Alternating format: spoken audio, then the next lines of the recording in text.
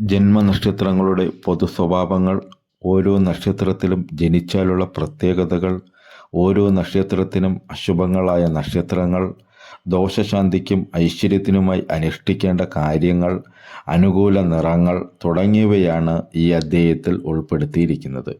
ഓരോ നക്ഷത്രത്തിനും പ്രതികൂലമായ നക്ഷത്രങ്ങളിൽ ശുഭകർമ്മങ്ങൾ ഒഴിവാക്കേണ്ടതാണ്. ആ നക്ഷത്രത്തിൽപ്പെട്ടവരുമായി കൂട്ടുപ്രവർത്തനങ്ങൾ, അവരെ കണി കാണൽ, അവർക്ക് വേണ്ടി ജാമ്യം നിൽക്കുക തുടങ്ങിയ കാര്യങ്ങൾ ഒഴിവാക്കണം. ഓരോ നക്ഷത്രത്തിൻ്റെയും ദേവതയെ നിത്യം ഭജിക്കുന്നതും ഉത്തമമാണ്.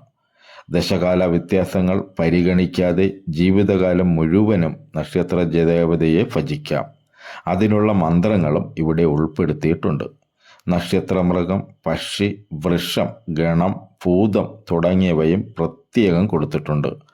ഓരോ നക്ഷത്രജാതരും അവരവരുടെ മൃഗത്തെയും പക്ഷിയെയും ഉപദ്രവിക്കുകയോ കൊല്ലുകയോ ചെയ്യാൻ പാടില്ല. അവയെ പരിരക്ഷിക്കുവാൻ കഴിയുമെങ്കിൽ അത് ആയുർവർദ്ധനകരവുമാണ്. നക്ഷത്രവൃക്ഷത്തെ നട്ടുവളർത്തുന്നതും ഐശ്വര്യപ്രദമാണ്. എല്ലാ കൂട്ടുകാരെയും തത്വമസി ജ്യോതിഷത്തിലേക്ക് സ്വാഗതം ചെയ്യുന്നു.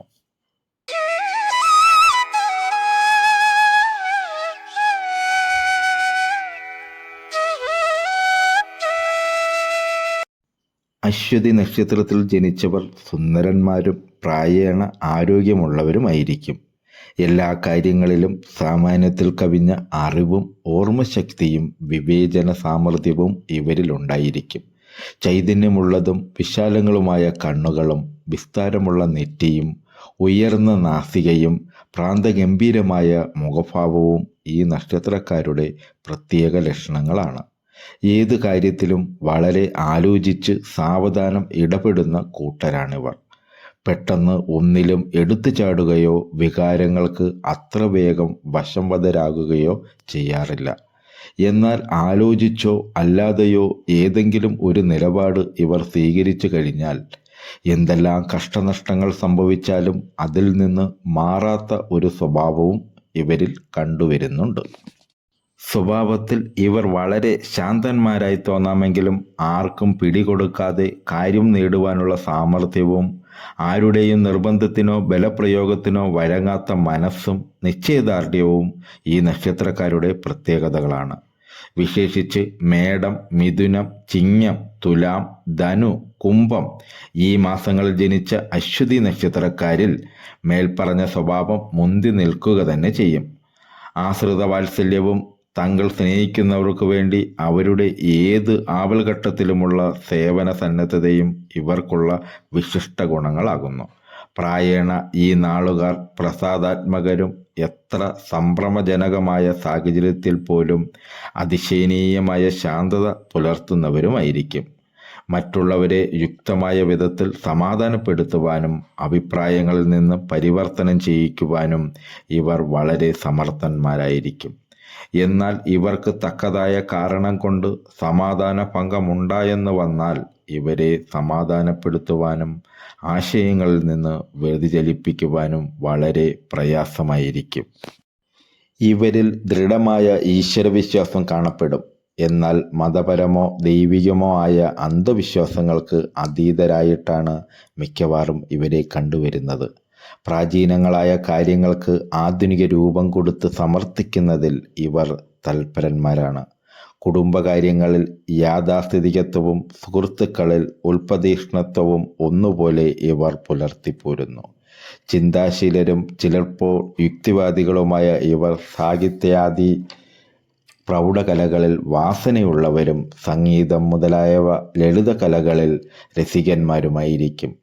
സ്വതവേ ബുദ്ധിജീവികളായ ഇവർ ആവശ്യമില്ലാത്ത കാര്യങ്ങളെക്കുറിച്ച് കൂടിയും ചിന്തിക്കുന്നവരായതുകൊണ്ട് പ്രായേണ മനോസുഖം ഇവർക്ക് കുറഞ്ഞേ ഇരിക്കുകയുള്ളൂ. ബുദ്ധിപരമായ പ്രവർത്തനങ്ങളിൽ ഇവർക്ക് സാമർഥ്യവും പുരോഗതിയുമുണ്ട്. ഏകദേശം 30 വയസ്സ് വരെ ഇവർക്ക് പല വിധത്തിലുള്ള പ്രതിബന്ധങ്ങളെയും ക്ലേശങ്ങളെയും തരണം ചെയ്യേണ്ടതായി വരും.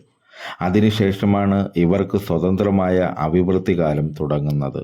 ഇത് ഏതാണ്ട് 50 വയസ്സ് മുതൽ 55 വയസ്സ് വരെയും നിൽക്കും.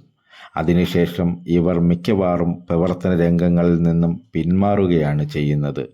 പിന്നീട് ഇവർ പലരുടെയും ഉപദേഷ്ടാക്കളായോ പൊതുകാര്യ പ്രവർത്തകന്മാരായോ കുടുംബ ഭരണക്കാരായോ തീരുന്നു. അശ്വതി നാളുകാർ കുടുംബാംഗങ്ങളുടെ വെറുപ്പിനോ വിദ്വേഷത്തിനോ പാത്രീഭവിക്കാറുണ്ടെന്നുള്ളത് ഒരു സാധാരണ സംഭവമാകുന്നു. പിതാവിൽ നിന്നുള്ള ഗുണാനുഭവങ്ങളും ഇവർക്ക് പ്രായേണ കുറവായിരിക്കും. സഹോദരങ്ങളെ കൊണ്ടും മിക്കവാറും അങ്ങനെ തന്നെ. സ്വതന്ത്രമായ മാർഗത്തിലും പരിശ്രമത്തിലുമാണ് ഇവർക്കുള്ള എല്ലാ അഭിവൃദ്ധികളും സ്ഥിതി ചെയ്യുന്നത്. എന്നാൽ അന്യ ആളുകളെ കൊണ്ട് ഇവർക്ക് പല നന്മകളും ഉണ്ടാകാറുണ്ട്. ഇവർ സ്വതവേ അല്പം ലുപ്തന്മാരാണെങ്കിലും അഭിമാനികളായതുകൊണ്ട് വലിയ ചെലവുകാരായിട്ടാണ് പരിണമിക്കുന്നത്. തന്നിമിത്തം സാമ്പത്തികമായ ഉയർച്ച യാഥാർത്ഥ്യമായ വരവിൻ്റെ കണക്ക് വെച്ച് നോക്കുമ്പോൾ വളരെ കുറഞ്ഞേ ഇരിക്കുകയുള്ളൂ. ഏതായാലും ഇച്ഛാനുസരണമായ സുഖഭോഗാദികൾ അനുഭവിക്കുക എന്നുള്ളത് ഇവരുടെ പ്രഥമവും പ്രധാനവുമായ ഉദ്ദേശമായിരിക്കും. വീടും പരിസരങ്ങളും ഉപയോഗിക്കുന്ന സാധനങ്ങളുമെല്ലാം എപ്പോഴും വൃത്തിയായും കുലീനമായും സൂക്ഷിക്കണമെന്നുള്ളതിൽ ഇവർക്ക് വലിയ നിർബന്ധമുണ്ടായിരിക്കും. അശ്വതി നക്ഷത്രക്കാർ പുറമേ നല്ല ആരോഗ്യന്മാരായി തോന്നുമെങ്കിലും അർസസ്, വാതരക്തം, മൂത്രാശയ രോഗങ്ങൾ, ഹൃദ്രോഗം എന്നിവയിലേതെങ്കിലും ഇവരെ വിട്ടുമാറാതെ ഉപദ്രവിക്കാറുണ്ട്. എന്നാൽ ഇവർ ആരോഗ്യത്തെക്കുറിച്ച് അത്ര കാര്യമായി പരിഗണിക്കുന്നവരല്ല. ഔഷധങ്ങളെക്കാൾ ആത്മനിയന്ത്രണം കൊണ്ടും ദിനചര്യ കൊണ്ടും രോഗശമനം വരുത്താമെന്ന് വിശ്വസിക്കുന്നവരാണ് ഇവരിലധികവും. അത് അവർ പ്രായോഗികത്തിൽ വരുത്തി കാണിക്കാറുമുണ്ട്. ഇവർ അതികാമികളും ലഹരി പദാർത്ഥത്തിൽ അഭിവാജ്ഞയുള്ളവരുമായിരിക്കും. ക്രമാതീതമായി ഇത്തരം കാര്യങ്ങളിൽ നിയന്ത്രണം വിട്ട് ഏർപ്പെടുക നിമിത്തം ജീവിതം പാഴാക്കുന്ന ചുരുക്കം ചിലരും ഇവരിൽപ്പെടും. ഇവയെ നല്ലവണ്ണം നിയന്ത്രിക്കത്തക്ക ഗ്രഹസ്ഥിതികൾ ജാതകത്തിലില്ലെങ്കിൽ അധികവും ദുർവൃത്തരായി തീരാൻ എളുപ്പമാണ്.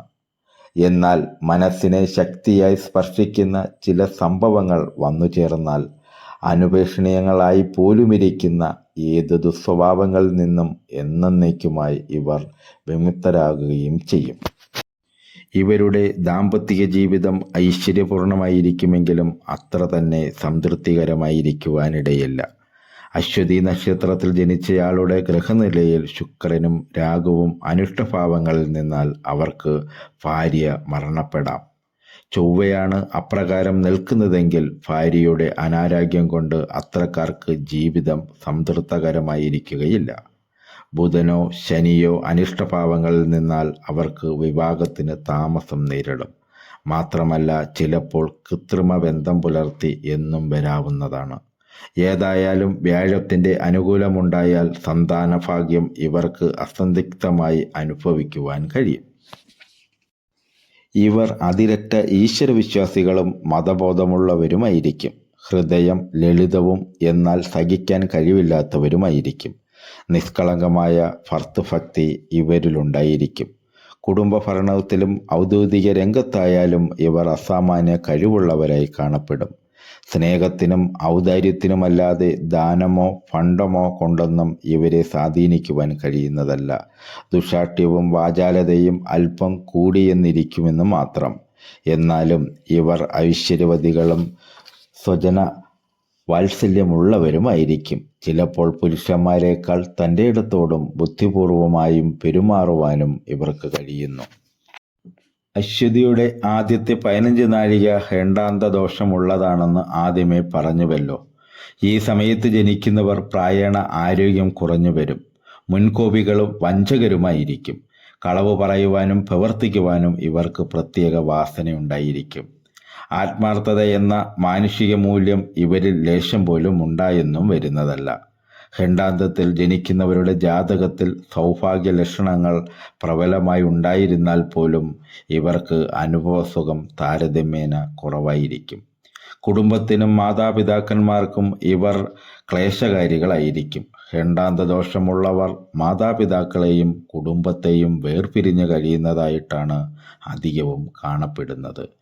വിതയ്ക്കുവാനും വാഴ നടുവാനും ദേവപൂജയ്ക്കും വിദ്യാരംഭത്തിനും അശ്വതി നക്ഷത്രം നല്ലതാണ്. അശ്വതിയുടെ ദശാനാഥൻ കേതുവാണ്. ജനനം കേതു ദശയിലായിരിക്കുമെന്ന് സാരം. ഏതാണ്ട് 3-4 വയസ്സുവരെ കേതുദശയിലായിരിക്കുമെന്ന് അനുമാനിക്കാം. ഇത് സ്ഥൂലമായ കണക്കാണ്. അടുത്തത് ശുക്രദശ 20 വർഷം, തുടർന്ന് ആദിത്യദശ 6 വർഷം, പിന്നെ ചന്ദ്രൻ 10 വർഷം, അടുത്തത് ചൊവ്വാദശ 7 വർഷം, തുടർന്ന് രാഹുർദശ 18 വർഷം, പിന്നീടുള്ള വ്യാഴദശ 16 വർഷം, അതിനുശേഷം ശനിദശ 19 വർഷം, തുടർന്നുള്ള ബുധദശ 17 വർഷമാകുന്നു. ഇങ്ങനെ 9 ഗ്രഹങ്ങളുമായി 120 വർഷം മനുഷ്യന് പരമായുസ് നക്ഷത്ര ദശാക്രമത്തിൽ സ്ഥിരപ്പെടുത്തിയിരിക്കുന്നു. പ്രതികൂല നക്ഷത്രങ്ങൾ: കാർത്തിക, മകയിരം, പുണർദം, വിശാഖം 4-ാം പാദം, അനിഴം, തൃക്കേട്ട. അനുഷ്ഠിക്കേണ്ട കാര്യങ്ങൾ: സൂര്യൻ, ചൊവ്വ, വ്യാഴം എന്നീ ദശാകാലങ്ങൾ ഇവർക്ക് പൊതുവെ അശുഭമായേക്കാം. അതിനാൽ ഇക്കാലത്ത് ഇവർ വൃത്തിപ്രകാരം ദോഷപരിഹാര കർമ്മങ്ങൾ അനുഷ്ഠിക്കേണ്ടതാണ്. അശ്വതി, മകം, മൂലം നക്ഷത്രങ്ങൾ ക്ഷേത്രദർശനം തുടങ്ങിയവയ്ക്ക് ഉത്തമം.